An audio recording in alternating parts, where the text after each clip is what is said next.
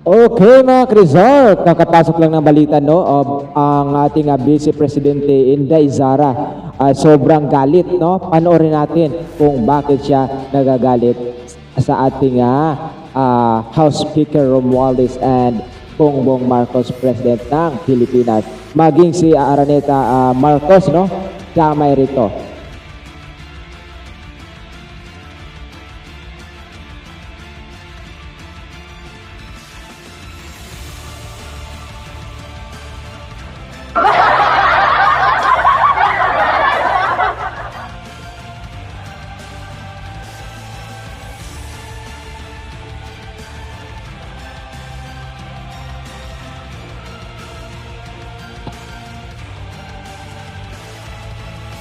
Gawin mo sa negosyo mo.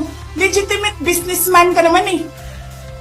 Mina, pagsira sa kalikasan, legitimate na pagsira sa kalikasan, negosyo mo, media, negosyo mo.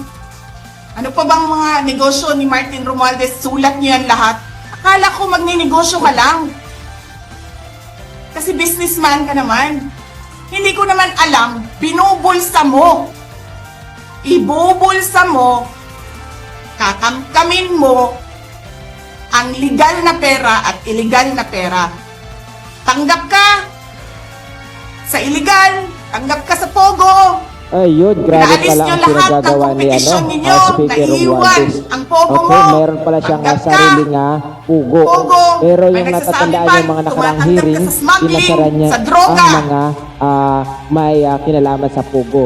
So yun pala no, klarong-klaro na ayaw niya ng may mga kompetensya. Dapat siya lang ang maghahari, no? Siya lang maghahari. Gusto niya siya lang ang maghahari sa kanyang business na pugo. So lahat nga ng mga pugo na business na nakaraang hearing no na pag-usapan at Ang patuloy papasara. ng mga pahayag ng Vice Presidente, lalo't pati ang Pangulo at ang First Lady ay kanya ring pinagmumura. Narito ang kanyang mga pahayag. Masakit sa akin, Martin, hindi yung pagsira ng pangalan ko eh. Ang masakit sa akin, maalis mo man ako sa presidential race, hindi pa rin ikaw ang presidente. Walang buboto sa'yo. Please lang. Ninyong lahat. Martin Romualdez, Lisa Marcos, Bongbong Marcos.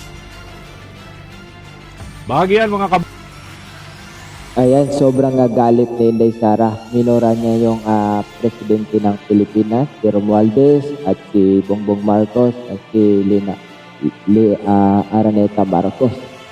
Okay? Sa bagay, wala naman din nga ibang nagpapatakbo ng ating bansa, kundi si Araneta Marcos at si Romualdez, no? Si BBM lang ay sunod-sunuran lamang yan kay Marcos Araneta. Ayan, kaya alam ni Inday Sara yan. Kasi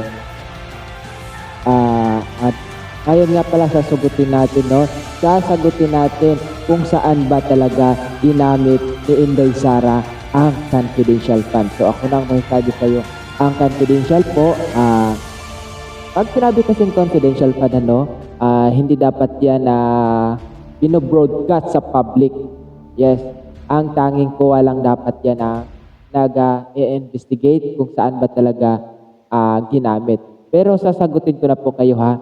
Ang confidential fund ay ginamit yan sa office ng Vice President para magmanman sa mga kalaban ng gobyerno. Particularly yan yung mga terorista na nakaupo mismo sa House of Congress. Okay? May mga terorista dyan na nakaupo yon na kumakalaban sa gobyerno. Iyan po isa sa mga pinagagastusan ng ating Vice Presidente para malaman kung sino ba talaga ang tunay na kalaban ng gobyerno. Yes.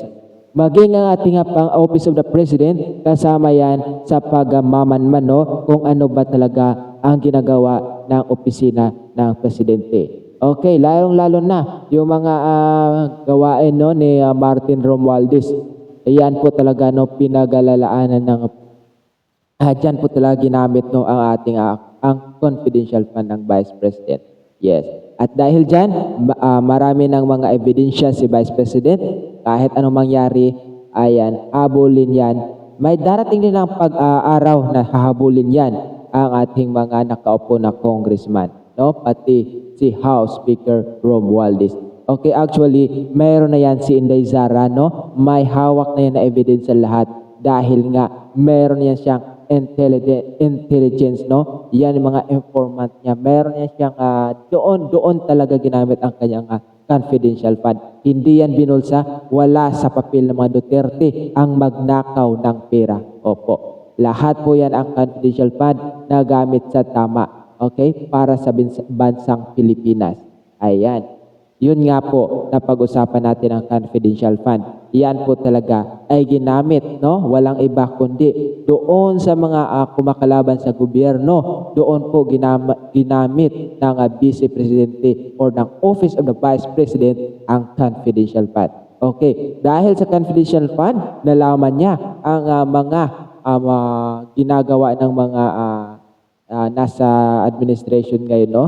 Yung ating tulad ng ating presidente, no? Alam naman natin si Marcos Araneta ang nagpapatakbo at si Romualdez. So, at doon sa confidential fund, nalaman po natin, no, ang mga pinagagawa ng mga businessman ng ating House Speaker Romualdez na meron pala siyang pogo. Kung natatandaan nyo dati, si Alice Goo ay kanilang tinitirada, no? Okay, kaya yun pala ang dahilan kaya ayaw ni Romualdez na mayroong kalaban sa kanyang negosyo na pogo. Okay, panoorin natin ulit si Vice President Inday Sara Duterte. So, siya po, laruhin po natin yung sabi niya kasi, baka kasi babalik na rin na naman. Ang sinabi niya doon kapag papatayin si Inday Sara Duterte, walang iba kundi ang nag-utos niyan si Romualdez, si BBM, si Araneta Marcos. Kaya sinabi niya na tirahin niyo rin po si BBM, si Romualdez at si Araneta. Lisa ba yan? Lisa Araneta. Ayan. Ayan lang para maging aware, no? Para maging aware ang mga mamamayan, no? Na kung anong mangyari sa kanya, walang iba kundi kagagawan yan ng House Speaker and ang ating First Lady Araneta. Yun lamang po ang naisipahayag ni Vice President Sara Duterte. Oo, yan po kung bakit niya nasabi yun, no? Na ipapatay yung ating ang ating presidente dahil nga sa kanyang security. Ayan, doon po alam na alam lahat ni Vice President Sara, mayroon yan doon talaga napunta ang kanyang confidential fund. Yun lamang po at hanggang muli sa ating munting vlog. Okay, tutok lamang po sa ating munting vlog para lagi kayong ma-notify at updated sa ating mga marites dito sa social media. Okay?